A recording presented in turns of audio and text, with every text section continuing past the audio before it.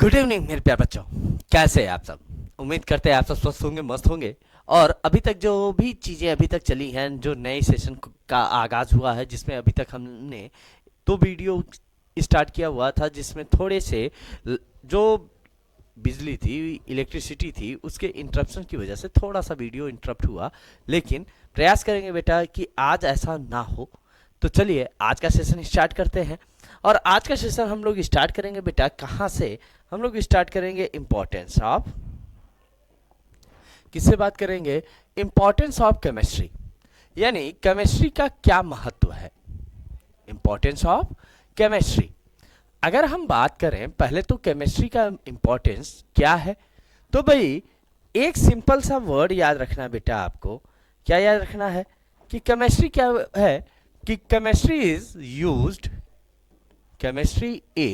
Used in our daily life, in our daily life।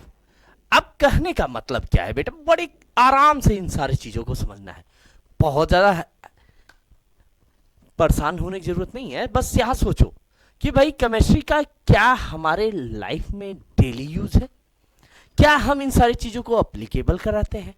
अब जैसे अगर हम बात करें कि भाई केमिस्ट्री में हम लोग किसके बारे में बात करते हैं? स्ट्रक्चर, उनमें चेंजेस के बारे में, उनमें होने वाले जो रिएक्शन है इनके बारे में। अब जैसे हम लोग घरों में भोजन, फूड, इसको कुक करते हैं, पकाते हैं, तो क्या होता है भाई कि जब भोजन को रखते हैं कि तो हम गैस स्टोव जलाते हैं, स्टोव जलता है तो उसमें क्या होता है, हीट आती है, हीट की वजह से वो क्या होते हैं, कुक होते हैं, पकते हैं। तो यानी यहाँ पे जो हीट है ये भी तो उसके नेचर को ट्रांसफॉर्म करा रहा है, चेंज करा रहा है। तो भाई भोजन में भी आपने क्या यूज किया, क्या अप्लाई किया? केमिस्ट्री अप्लाई किया। अब अगर हम भोजन के प्रिपरेशन की बात करें, भोजन बनता कहां से है? भोजन यानी प्रिपरेशन का मतलब क्या है? कहां से आप पा रहे हो उसे, आप किस किस फील्ड में इसके और कंडीशंस की समझेंगे। तो अगर हम बात करें बेटा फील्ड ऑफ केमिस्ट्री, किसकी बात करें? फील्ड ऑफ केमिस्ट्री, यानी केमिस्ट्री की क्या क्या फील्ड हो सकती हैं, क्या क्या ब्रांचेज हो सकती हैं। तो केमिस्ट्री का सबसे पहला तो भाई एक तो हमारा जो है ये स्टडी बेस की बात अगर ना करें हम नॉर्मल कंडीशन में, तो जैसे हम अगर एग्रीकल्चर की बात करें तो एग्रीकल्चर में हम भी क्या यूज करते हैं बेटा? केमिस्ट्री यूज करते हैं। कैसे यूज करते हैं? जब हम बात करते हैं बेटा किसके लिए? फर्टिलाइजर, खाद के बारे में। जो हम लोग खाद यूज करते हैं, फर्टिलाइजर यूज करते हैं, वो किस पे बेस्ड होते हैं? केमिस्ट्री पे। अब कैसे बेस्ड है? जो हम लोग फर्टिलाइजर बनाते हैं जिनमें आप जानते होंगे बेटा यूरिया, डीएपी, एनपीके, ये जो बेटा बेसिक फर्टिलाइजर है इनकी बात हो रही है। यूरिया किससे बना होता है बेटा? यूरिया का मॉलिक्यूलर फॉर्मूला क्या होता है? NH2CONH2। क्या होता है? NH2CONH2। डीएपी क्या होता है? Di ammonium phosphate. क्या होता है? Di ammonium phosphate, NH3 2PO4। इसके बाद बेटा जब हम एनपीके की बात करते हैं, नाइट्रोजन, फास्फोरस और पोटेशियम की बात होती है, एनपीके। ये जो है नाइट्रोजन, फास्फोरस है, पोटेशियम की जो कॉन्सेप्ट्स है इनके बारे में बात हो रही है। तो भाई यहाँ सारे जगह पे हम लोग क्या बात कर रहे हैं? कंपाउंड के बारे में बात कर रहे हैं, उनके फॉर्मेशन की बात कर रहे हैं कि कौन कहाँ से बनता है। तो यानी हम एक यूटिलाइजेशन कहाँ पे करते हैं केमिस्ट्री का? एग्रीकल्चर में। अब अगर हम बात करें दूसरे कॉन्सेप्ट में, ध्यान देना बेटा, दूसरा कॉन्सेप्ट हमारा क्या है? मेडिसिन। किसमें? मेडिसिन में। अब बेटा आप जो भी केमिकल या जो भी मेडिसिन लेते हो, सारे मेडिसिन में क्या है कि मेडिसिन को आप जनरल फॉर्म में क्या कहते हैं? ड्रग कहते हैं। क्या कहते हैं? ड्रग कहते हैं। अब इन ड्रग्स में या मेडिसिन में क्या होते हैं? स्पेशल टाइप के केमिकल होते हैं। क्या होते हैं? स्पेशल टाइप के क्या होते हैं बेटा? केमिकल्स। अब इन केमिकल्स में जैसे कोकालॉइड,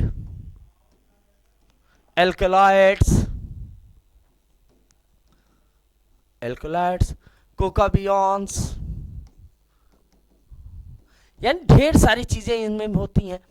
अब कुछ के ड्रग्स ऐसे होते हैं बेटा जो हमारे बॉडी में क्या करते हैं, नर्वस सिस्टम पे अफेक्ट करते हैं। किस पे अफेक्ट करते हैं, नर्वस सिस्टम पर। और कुछ ऐसे होते हैं जो हमारे बॉडी में हम लोग क्या करते हैं, एज अ एंटीपायरेटिक यूज करते हैं। किसकी तौर पे यूज करते हैं, एंटीपायरेटिक। कुछ को हम लोग क्या यूज करते हैं, एंटीबैक्टीरियल। क्या यूज करते हैं, एंटीबैक्टीरियल, जिसे आप एंटीबायोटिक कहते हैं। तो ऐसे बहुत सारे मेडिसिन होते हैं जिनका फॉर्मेशन हम लोग किससे करते हैं, केमिस्ट्री के थ्रू। ये बात क्लियर हो गई। अब केमिस्ट्री में ये जो दो ब्रांचेस हैं ये बहुत इंपॉर्टेंट है। इसके बाद तीसरा ब्रांच हमारे लिए जो आज का जो कल्चर है, आज का जो टाइम चल रहा है, किसमें, एज अ वेपन, हथियार के तौर पे हम लोग केमिस्ट्री यूज कर रहे हैं। अब बेटा आप जानते होंगे, पहले तो अगर हम बात करें, जो हम लोग बॉम्ब्स की बात करते हैं, जो बम होते हैं, बॉम्ब्स होते हैं, इनमें कुछ बॉम्ब्स ऐसे होते हैं जो किससे बने होते हैं भाई, कुछ स्पेशल से, जैसे टीएनटी से, ट्राइनाइट्रोटोलुइन से, इससे बने होते हैं। कुछ ऐसे ही बेटा बहुत सारे ऐसे कंपाउंड हैं जैसे पॉलीएस्टरीन, ऐसे कुछ कंपाउंड से भी बने होते हैं। तो ये केमिकल कंपाउंड से बने होते हैं।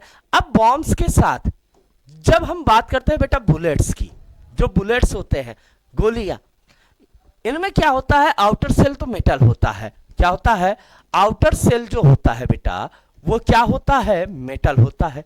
लेकिन इसके अंदर हम लोग एक स्पेशल पाउडर फिल करते हैं। क्या फिल करते हैं, पाउडर। इस पाउडर की वजह से ये क्या करता है, इसके सरफेस टेंशन को मेंटेन करता है। अब ये पाउडर जनरली क्या होते हैं, इन्हीं ब्लास्टिंग मटेरियल से बने होते हैं। ठीक है, तो ऐसे बहुत सारी चीजें ऐसी होती हैं जो किसमें यूज की जाती हैं बेटा, केमिस्ट्री में। तो केमिस्ट्री में अब मेन ये ब्रांचेज ऐसी हो गई। अब अगर हम कई ब्रांचेज और डिफ्रेंशिएट करें तो भी हमारे डेली नीड में, भाई हम डेली नीड में क्या क्या हो सकता है कि घरों में हम भोजन करते हैं, क्लॉथ्स की बात करते हैं। अब जैसे हम लोग क्लॉथ्स में आए तो भाई नायलॉन, पॉलीस्टीरीन या ढेर सारे होते हैं ना जो क्या करते हैं, जिनसे हम लोग कपड़ा बनाते हैं, क्लॉथ्स बनाते हैं। तो ये सारी चीजें किसमें यूज की जा रही हैं, केमिस्ट्री में यूज की जा रही हैं। ठीक है, तो यानी केमिस्ट्री का जो फील्ड है ये बहुत ब्रॉडर रेंज में है। ये स्मॉल पार्टिकल से लेके हम लोग बहुत लार्ज स्केल तक बात कर सकते हैं, लेकिन इनका जो एप्लीकेशन है वो इंटर रिलेटेड हो जाता है, कभी कभी फिजिक्स से रिलेटेड हो जाता है। अब जैसे फिजिक्स से रिलेटेड कंडीशन में आप किसको किसको समझ सकते हैं, जैसे थर्मोडायनेमिक्स। अब यहाँ पे जब भी हम बात कर रहे हैं थर्मोडायनेमिक्स, थर्मो में आप ध्यान क्या देंगे कि भाई थर्मो वर्ड किससे है, हीट। और हीट किस में आपको समझना है बेटा, केमिस्ट्री के पार्ट्स में। ठीक, डायनेमिक्स वर्ड किससे है बेटा, डायनेमिक्स वर्ड का मतलब क्या है, मोशन। क्या है, मोशन। और मोशन किसका पार्ट होता है, फिजिक्स का। तो यानी केमिस्ट्री एंड फिजिक्स दोनों का एप्लीकेशन हो रहा है कि नहीं हो रहा है। ऐसे ही बेटा जैसे हम बात करें इलेक्ट्रोकेमिस्ट्री, किसकी बात करें, इलेक्ट्रोकेमिस्ट्री। अब यहां से भी आपको दो ही वर्ड मिल रहे हैं, एक क्या मिल रहा है, इलेक्ट्रो, सेकेंड वर्ड आपको क्या मिल रहा है, केमिस्ट्री। क्या मिल रहा है, केमिस्ट्री। इलेक्ट्रो वर्ड से क्या आपको याद रखना है, इलेक्ट्रिक फील्ड या इलेक्ट्रिक करंट। क्या याद रखना है, इलेक्ट्रिक करंट। और केमिस्ट्री तो केमिस्ट्री है ही। तो अब यहां से ये आपको क्या मिल गया, किसकी ब्रांच मिल गई, केमिस्ट्री की। और यहां से ये किसकी ब्रांच हो जाती है बेटा, फिजिक्स। तो फिजिक्स और केमिस्ट्री दोनों की ब्रांचेज हो जाती हैं। तो मैंने क्या बताया कि कुछ ऐसे ब्रांचेज हैं जो क्या होते हैं, इंटरलिंक्ड होते हैं, जो किसमें, फिजिक्स में भी आप समझोगे और किसमें समझोगे, केमिस्ट्री में भी। ये बात क्लियर हो गई। अब बेटा जैसे ये सारा कॉन्सेप्ट आपका फिजिक्स केमिस्ट्री का जो फील्ड है ये समझ में आ जाए, इंपॉर्टेंस समझ में आ जाए, तब हम बात करते हैं बेटा हमारा जो मेन पॉइंट्स होते हैं, मेन चैप्टर्स होते हैं वो क्या है। अब जैसे आपको यहां से किसके बारे में बात करना है, स्टेट्स ऑफ मैटर। किसके बारे में बात करना है, स्टेट्स ऑफ मैटर। जब हम बात करें सबसे पहली चीज, स्टेट आप किसे कहोगे, पहले तो यहां पे आपको ये समझना है। अब कुछ लोगों के दिमाग में स्टेट आ जाता है कि भाई जैसे हम लोग बात करते हैं यूपी एक स्टेट है, तो बेटा ये लॉन्गिट्यूडनल या कह लो कि ये एक स्पेसिफिक कंडीशन में रिप्रेजेंट करता है कि हम कितने एरिया में बात करते हैं। लेकिन जब हम मैटर की बात करते हैं बेटा, तो क्या होता है स्टेट? अपीयरेंस। क्या होता है बेटा? Appearance, structure and its shape.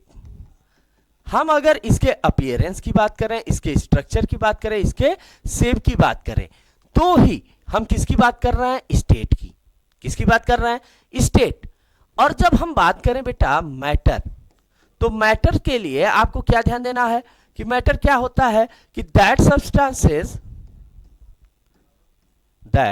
substances which are या which have mass and occupy space अब कहा क्या जा रहा है कि जिनके पास क्या हो बेटा? मास हो, और जो क्या ऑक्यूपाई करते हो? स्पेस ऑक्यूपाई करते हो। यानी किसी को आप रख दो, जैसे अगर मैं अपने हाथ को सब्सटेंसेस के ऊपर मैंने रख दिया, तो आप देख सकते हैं कि इतनी चीजें आपको नहीं दिख रही होंगी, लेकिन जैसे मैंने हटाया ये सारी चीजें आपको दिखना स्टार्ट हो गई। तो इसका मतलब है कि मेरे हाथ की वजह से कुछ चीजें छिप रही हैं, मेरा हाथ अब आ रहा है इनके बीच। तो जैसे ही हम इस कॉन्सेप्ट की बात करते हैं, तो मैटर का मतलब ही है कि जो क्या करता हो, जिसके पास मास हो और क्या करे? Occupy space. अब जैसे मेरा हाथ है भाई, ये क्या करेगा? अगर मैं इसे कट करके किसी भी वेइंग मशीन में पुट करूं, तो ये क्या करेगा? इसका वेट निकालेगा, इसका कुछ ना कुछ वेट निकलेगा। और जैसे ही इसका वेट निकलेगा बेटा, आप यहां से आपको एक बात क्लियर हो जाती है कि मास एंड स्पेस का कॉन्सेप्ट। अब जैसे मान लेते हैं हमारे पास क्या है, ये वाटर बॉटल है।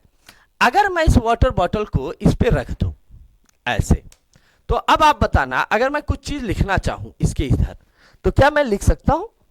अब भाई अगर मैंने मान लो यहां से मैं यहां लिख रहा हूं राम, RA, अब M इस पे आ गया, तो क्या मेरा पीछे राम लिखा हुआ मिल रहा है? ऐसा तो नहीं हो रहा है।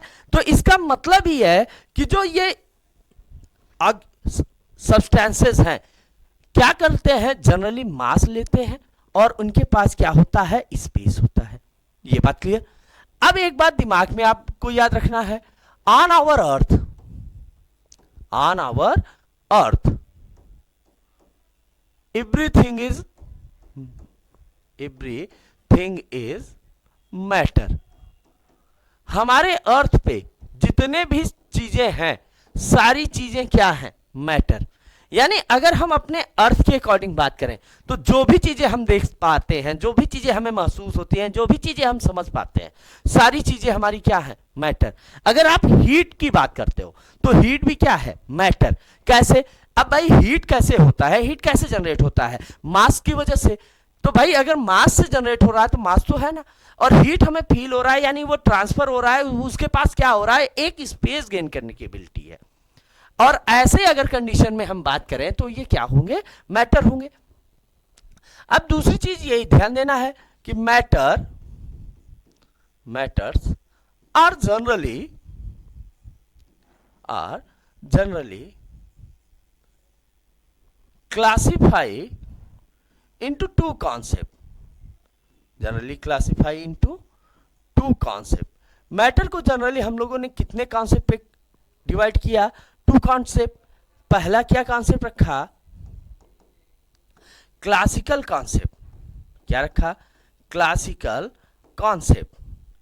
और सेकेंड वन हमने क्या रखा बेटा? सेकेंड वन रखा modern concept. Classical and modern concept. अब जो क्लासिकल कॉन्सेप्ट है, ये क्या है कि जो हमारे अर्थ पे या टाइम पीरियड के अकॉर्डिंग बात करें, जो 18th सेंचुरी से पहले के थे, बिफोर 18th सेंचुरी का जो कॉन्सेप्ट है, वो किस में रख लिया गया? क्लासिकल में। उसके बाद के कॉन्सेप्ट को किस में रखा गया? मॉडर्न में। अब अगर हम बात करें क्लासिकल कॉन्सेप्ट के अकॉर्डिंग, थोड़ी सी चीजों को आपको समझते हुए चलना है। अगर हम बात करें क्लासिकल कॉन्सेप्ट, किसकी बात कर रहा है? Classical concept.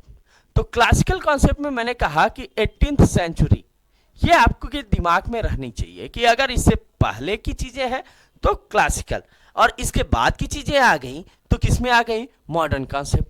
अब क्लासिकल कॉन्सेप्ट किस पे बेस्ड था कि भाई matters are mainly three type. Classical concept क्या कहता है कि matters are mainly three type. ठीक, कि क्लासिकल कॉन्सेप्ट में अगर हम बात कर रहे हैं तो मैटर कितने टाइप के होंगे, थ्री टाइप के होंगे। पहला आपका क्या हो जाएगा बेटा, सॉलिड। क्या हो जाएगा, सॉलिड। सेकेंड वन आपका क्या हो जाएगा, लिक्विड। सेकेंड वन क्या होगा आपका, लिक्विड। एंड थर्ड वन आपका क्या हो जाएगा, गैस। तो अब यहां पे आपको एक बात समझ में आ गई कि अगर हम क्लासिकल कॉन्सेप्ट के अकॉर्डिंग स्टेट्स ऑफ मैटर बात करेंगे तो कितने टाइप की बात करेंगे, three type. One, first one solid, second one liquid, third one gas. अब अगर आपसे कहा जाए कि भाई कैसे आपको ये समझना है, आपको क्या करना है, तो बेटा याद रखना कि जब आप 11th एंड 12th की बात करते हो तो यहां तक आपको केवल क्लासिकल कॉन्सेप्ट के बारे में बात करनी है, आपको मॉडर्न कॉन्सेप्ट के बारे में बात नहीं करनी है। अगर आप नीट एग्जाम देते हो कि जेई एग्जाम देते हो, उसमें भी आपको बेटा यही कॉन्सेप्ट लेना है। वहां आपको जो मॉडर्न कॉन्सेप्ट है इसके बारे में बात नहीं करनी है। इनके मॉडर्न कॉन्सेप्ट के बारे में आपको किस में बात करनी होती है, यूजी और पीजी में। तो चलिए अब अगर हम मॉडर्न कॉन्सेप्ट की बात करें, किसकी बात कर रहे हैं, मॉडर्न कॉन्सेप्ट। तो भाई मॉडर्न कॉन्सेप्ट कब है, आफ्टर 18th सेंचुरी के बाद का कॉन्सेप्ट है। अब यहां पे क्या कहा जाता है कि भाई matters are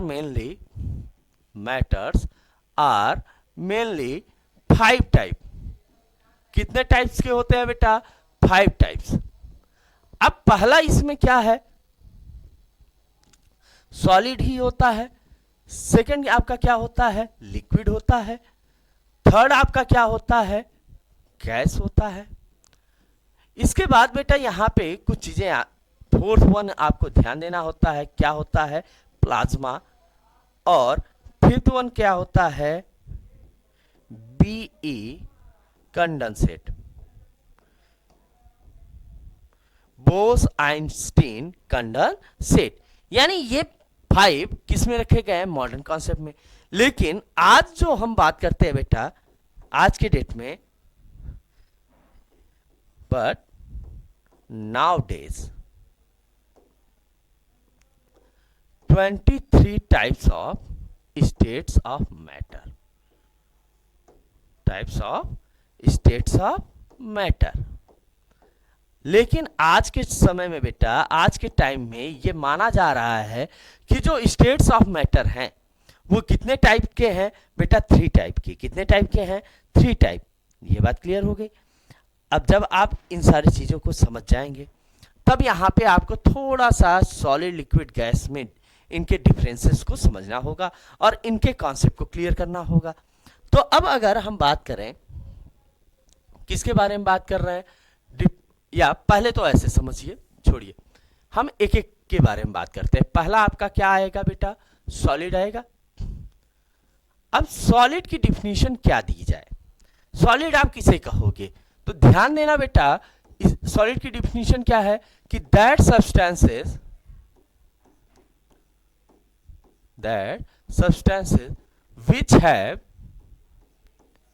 which have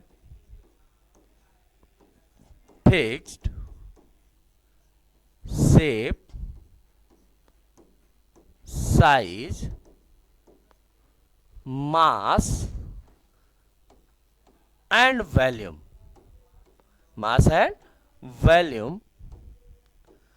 at a room temperature। अब कहा क्या जा रहा है कि अगर ऐसे सब्सटेंसेस हों जिनका शेप, साइज, मास और वॉल्यूम, ये सारी चीजें रूम टेम्परेचर पे फिक्स हों, तो इसी को हम लोग क्या कहते हैं, सॉलिड कहते हैं। तब क्या कहेंगे कि that is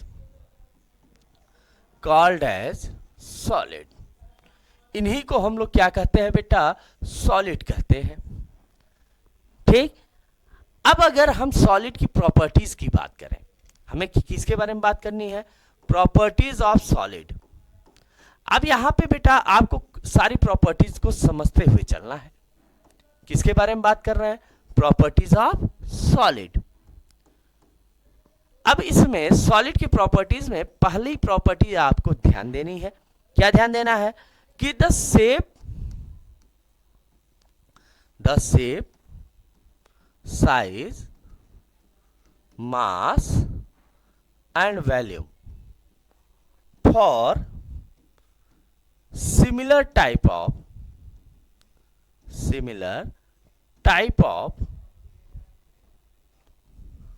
substances at a room temperature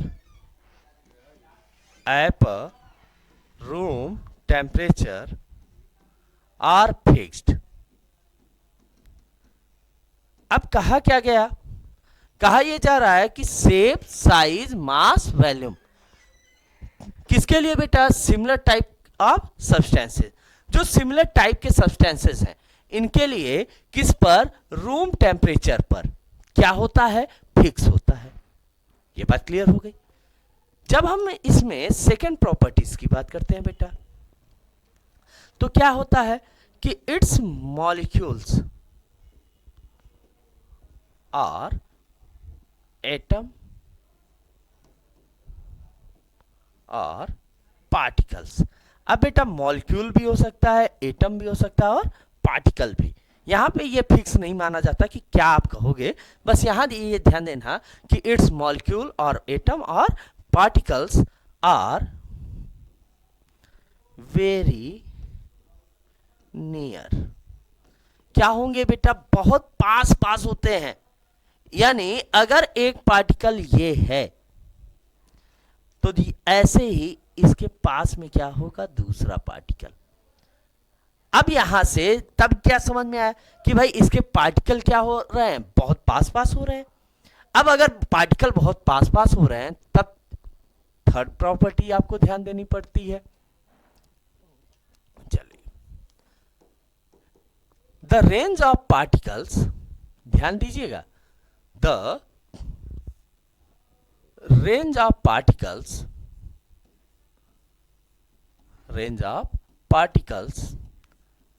belongs with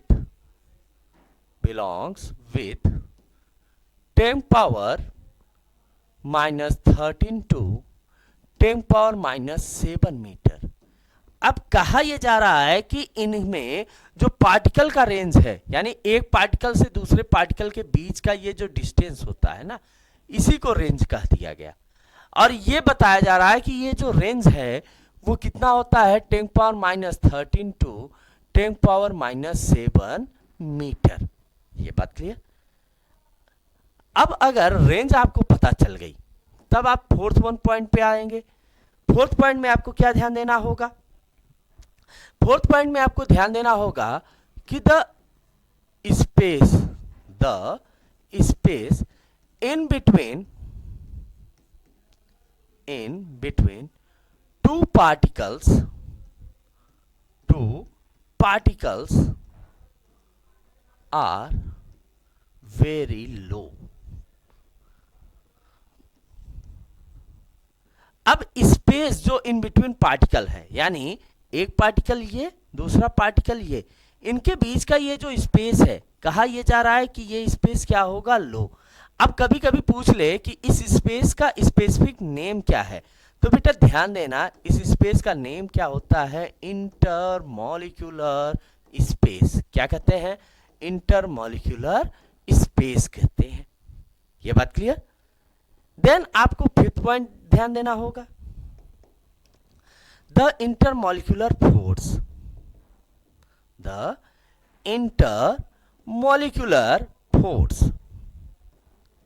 are very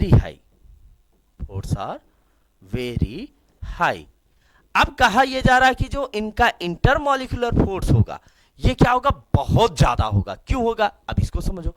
अब भाई कि जैसे मान लेते हैं ये हमारा पाम है, ठीक है, अब एकदम ये पास पास है, तो अगर आप इस पे फोर्स अप्लाई करो तो आप देखोगे यहां पे यहां पे यहां पे तीनों जगह पे ये ज्वाइंट्स जो हैं इन पे फोर्स अप्लाई हो जाता है। अब ये फोर्स जो अप्लाई हो रहा है ना, इसी फोर्स को हम लोग यहाँ पे मॉलिक्यूल के अकॉर्डिंग क्या कर लेंगे, इंटरमॉलिक्यूलर फोर्स। और ये क्या होगा, ये बहुत ज्यादा होगा, वेरी हाई होगा।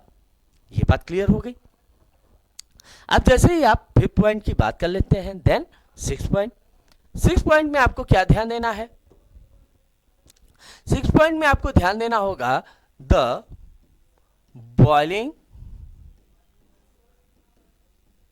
Point comma melting point